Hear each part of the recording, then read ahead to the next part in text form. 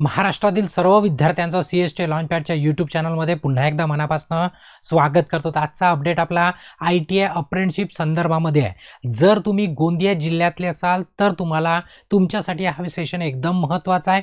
आणि जर तुम्ही नसाल, गोंदिया जिल्ह्यातले जर नसाल, इतर जिल्ह्यातले असाल तर आवर्जून तुमच्या मित्रांपर्यंत या व्हिडिओला काय करा, शेअर करा. कारण अप्रेंटिसशिप कुठची आहे, गोंदियाची आहे, तेही आहे महावितरणमधली. आता त्या सेशनला सुरुवात करण्यापूर्वी जर तुम्ही चॅनलवरती नवीन असाल तर आठवणीने काय करा, चॅनलला सबस्क्राइब करा आणि बेल आयकॉन दाबून ऑल नोटिफिकेशन ऑन करा, जेणेकरून जेव्हा केव्हा या प्रकारचा अपडेट असला तर तुम्हाला त्याचं नोटिफिकेशन यायला हवं. ठीक आहे. आता नेमका अपडेट कशाचा आहे आणि त्याच्यामध्ये काय काय दिलेलं आहे सर्व डिटेल सविस्तरपणे तुम्हाला सांगतो. बघा, महावितरणमधली अप्रेंटिसशिप आहे, त्याच्यासाठी ITI पास असणं आवश्यक आहे.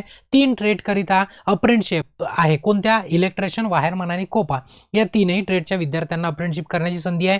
तेही देवरी विभाग, गोंदिया जिल्हा आहे. त्याच्यामध्ये एकूण 36 जागा आहे. सर्व तुम्हाला डिटेल सांगतो. पण त्यापूर्वी पुन्हा एक महत्त्वाची गोष्ट की याची अप्लाय करायची लिंक म्हणा किंवा डिटेल ॲडव्हर्टाईज जे काही असणार ते सर्व काही आपल्या CST लॉन्चपॅडच्या टेलिग्राम चॅनलवरती आणि यूट्यूब चॅनलवरती अवेलेबल असते. तर आवर्जून या चॅनलला पण जॉईन करून राहायचं, जेणेकरून त्याच्यावरती पण तुम्हाला अपडेट मिळत राहील. ठीक आहे. म्हणजे सर्व तुम्हाला ॲडव्हर्टाईज वगैरे सर्व तिथे अवेलेबल असते. ठीक आहे. आता जाहिरात कुठची आहे तर महावितरणमधली आहे. नेमकी कुठची तर विभाग कार्यालय देवरी. आता देवरी कुठं आहे? आता देवरी आहे गोंदिया जिल्ह्यामधलं. कुठलं? गोंदिया जिल्ह्यामधलं. आता हे 2025 आणि 26 करता अप्रेंटिसशिप आहे. त्यानंतर कोणत्या कोणत्या ट्रेड करीत आहे तर ट्रेड आहे वीजतंत्री, तारतंत्री व कोपा. या 3 पैकी एका ट्रेडमध्ये तुमचं ITI झालेलं असलं पाहिजे आणि झालेलं असेल तर ते तुम्ही त्याच्यासाठी इलिजिबल आहे. सोबत आता हे अप्लाय कधी करायचं, महत्त्वाच्या तारखा सर्वात इम्पॉर्टंट की 8/12/2025 पासनं, म्हणजेच 8 डिसेंबर पासनं 18 डिसेंबरपर्यंत, 18 डिसेंबरपर्यंत म्हणजे 18/12/2025 पर्यंतच तुम्हाला अप्लाय करायचं आहे. ऑनलाईन पद्धतीने, तेही सायंकाळी 6:15 म्हणजे सायंकाळी 6:15 तुम्हाला अप्लाय करावं लागेल. ठीक आहे. आता अप्लाय कुठे करायचं? जर तुम्ही नवीन असाल तर तुम्हाला प्रश्न पडणार नाही, जुने असाल तर प्रश्न पडणार नाही. अप्लाय कुठे करायचं? जी आपली अप्रेंटिसशिप पोर्टल आहे, गव्हर्नमेंटची अप्रेंटिसशिप पोर्टल आहे, apprenticeship.gov.in. या पोर्टलवरती काय करायचं, रजिस्ट्रेशन करायचं. आणि मग तुम्हाला सांगतो समोर की नेमकं काय करायचं. मग रजिस्ट्रेशन झाल्यानंतर तुम्हाला देवरी विभागासाठी जर अप्लाय करायचं असणार तर सर्वात महत्त्वाचा आहे तुम्हाला आस्थापना क्रमांक, म्हणजेच त्याला इस्टॅब्लिशमेंट नंबर म्हणतो. हा नंबर सर्वात महत्त्वाचा आहे. हा नंबर सर्वात महत्त्वाचा आहे.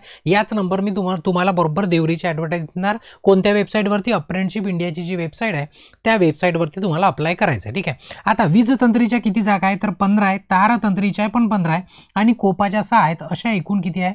36 वॅकन्सी आहे. किती आहे? 36 वॅकन्सी आहे. म्हणजे तुम्ही 36 विद्यार्थी इथं जॉईन होणार आहे आणि तुमचं अप्रेंटिसशिप म्हणजे 1 वर्षाचा तुम्हाला तो अनुभव पण मिळणार आहे. 1 वर्षाचा त्याचा कालावधी असतो, ते तुम्हाला जवळपास सर्वांना माहीत आहे. ठीक आहे. त्याच्यानंतर महत्त्वाचं काय की तुम्हाला सांगितलं सर्वात महत्त्वाचं इस्टॅब्लिशमेंट नंबर. आता जे तुमचं अप्रेंटिसशिप पोर्टल आहे, म्हणजे पोर्टलला तुम्ही लॉग इन केलं की तुमच्या डाव्या हाताला अपॉर्च्युनिटी दिसते. त्या अपॉर्च्युनिटीवरती क्लिक केलं की इथे तुम्हाला एक ब्लॉक दिसतो. या ब्लॉकमध्ये तुम्हाला इस्टॅब्लिशमेंट नंबर टाकायचा आहे. तोच जो मी तुम्हाला सांगितलं सर्वात महत्त्वाचा आहे.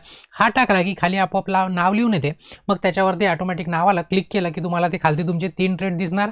ज्या ट्रेडमध्ये तुम्हाला अप्लाय करायचं आहे, एकाच ट्रेडमध्ये जे याच्यासाठी आपण इलिजिबल आहोत ते दिसणार. त्याला फक्त काय करायचं, अप्लाय करायचं. ठीक आहे. त्याच्यानंतर समोरचं काय की सदरची ही भरती आहे, म्हणजे भरती प्रक्रिया जी आहे अप्रेंटिसशिपची म्हणजे शिकाऊ उमेदवारीची, गोंदिया जिल्ह्यातील जर उमेदवार असणार त्यांना प्राधान्य दिले राहील किंवा त्यांना प्राधान्य देण्यात येईल. कोण? गोंदिया जिल्ह्यातले विद्यार्थी असाल तर. ठीक आहे. म्हणजे इतर विद्यार्थ्यांकरता वितरणचं तसंच असतं, इतर विद्यार्थी इलिजिबल नसतात यामध्ये. ठीक आहे. म्हणून आता गोंदिया जिल्ह्यातला तुमचा मित्र जरी नसेल तरी कोणाला तरी पाठवा, तो कोणत्या तरी गोंदिया जिल्ह्याच्या विद्यार्थ्यांना पाठवून देईल, म्हणजे जेणेकरून त्यांना माहिती होईल आणि त्याचा काय होईल, फायदा होईल. त्याच्यानंतर महाराष्ट्र, तुमचं काय काय शिक्षण पाहिजे? महाराष्ट्र राज्य शालांत परीक्षा, ज्याला आपण काय म्हणतो, SSC म्हणतो. काय म्हणतो? SSC म्हणतो. म्हणजेच काय, तुमचं 10वी झालेलं असलं पाहिजे. त्याच्यासोबतच तुमचं NCVT नवी दिल्लीचं तुमचं काय झालेलं पाहिजे, ITI झालेलं असलं पाहिजे. गव्हर्नमेंट पण असलं तरी चालेल आणि प्रायव्हेट ITI असलं तरी चालेल. फक्त ती तुमच्याकडे सर्टिफिकेट NCVT दिल्लीचं असलेलं पाहिजे. कोणत्या ट्रेडमध्ये करायचं? इलेक्ट्रिशियन, वायरमन आणि कोपा या 3 पैकी एका ट्रेडमध्ये तुमचं काय पाहिजे, ITI पाहिजे. लक्षात ठेवा, ITI पाहिजे. गव्हर्नमेंट असो, प्रायव्हेट असो, NCVTचं सर्टिफिकेट तुम्हाला असलं पाहिजे.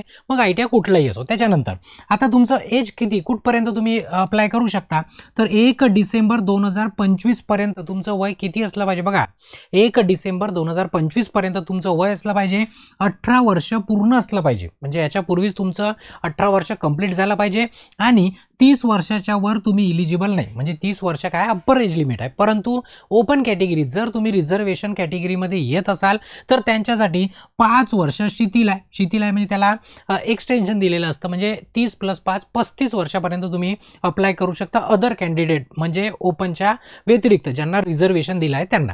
ठीक आहे, तर बघा बऱ्याचशा गोष्टी तर लिहिल्या आहे, जेवढे इम्पॉर्टंट आहे त्या समजावून सांगतो, बाकीच तुम्ही टेलिग्रामवरनं डाउनलोड करून वाचू शकताच. ठीक आहे, पुन्हा महत्त्वाचं की तुमचं SSCचे जे उत्तीर्ण गुणपत्रिका आहे किंवा तुमचं सर्टिफिकेट आहे, म्हणजे सरळ SSCची जी तुमची मार्कशीट आहे 10वीची मार्कशीट, त्याच्यावरचं तुमचं नाव आणि तुमच्या आधार कार्डवरील नाव हे कसं असलं पाहिजे, सुसंगत असलं पाहिजे, म्हणजे मॅच झालं पाहिजे. नाही ते मार्कशीटवरती श्याम लिहिलं आहे आणि तुमच्या आधार कार्डवरती राम लिहिलं आहे तसं चालणार नाही. दोन्ही कसं असलं पाहिजे, सारखं असलं पाहिजे तरच, आणि तेच सारखं असलेलं तुमच्या पोर्टलमध्ये काय करायचं आहे, अप्लाय करायचं आहे. जर त्याच्यामध्ये फरक पडला तर तुम्ही तिथेच रिजेक्ट झाले असे समजून चाला. ठीक आहे, समोरचा महत्त्वाचा पॉईंट काय की ITIची गुणपत्रिका. ठीक आहे, गुणपत्रिका म्हणजे तुमच्या 4 सेमिस्टर, आता इथं 4 सेमिस्टर लिहिलेलं आहे, हे जुनी पद्धत आहे. 4 सेमिस्टर पॅटर्न. ॲन्युअलवाल्यांना 2च असतात, 2 मार्कशीट, तुमचा डिप्लोमा सोबत, म्हणजे डिप्लोमा सोबतच तुमचं जात प्रमाणपत्र म्हणजेच तुमची कास्ट सर्टिफिकेट. जर तुम्ही रिझर्वेशन घेत असाल तर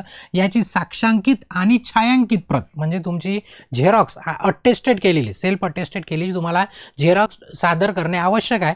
पण ते तुम्हाला सिलेक्शनच्या वेळेस, कारण इथं कुठे लिहिलं नाही आहे की तुम्हाला तिथे नेऊन अप्लिकेशन सबमिट करायची, असं काही लिहिलेलं नाही आहे. ठीक आहे, त्याच्यानंतर आता बाकी महत्त्वाचे पॉईंट नाही, जे महत्त्वाचं आहे तेच तुम्हाला सांगत आहे.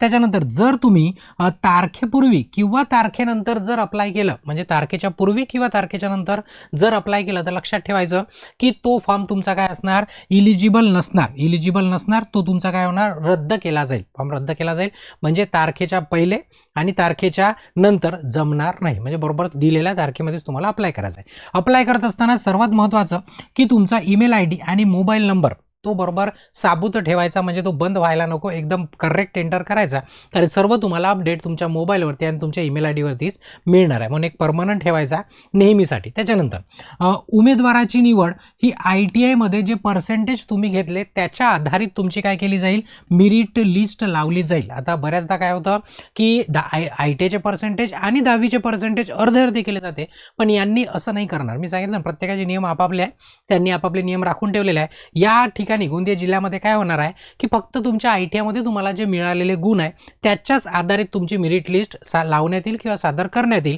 आता महत्त्वाचा त्याच्यानंतरचा जो 13वा पॉईंट आहे तो सर्वात महत्त्वाचा आहे. कसा की देवरी आमगाव, बघा मी तालुक्याचे नाव सांगता, देवरी आमगाव, सालेकसा, अर्जुनी मोरगाव, सडक अर्जुनी या तालुक्यातील जर तुम्ही उमेदवार असाल तर तुम्हाला प्राधान्य राहील. काय राहील, तुम्हाला प्राधान्य राहील, म्हणजे तुम्हाला प्रायोरिटी दिली जाईल. काय दिली जाईल, प्रायोरिटी दिली जाईल.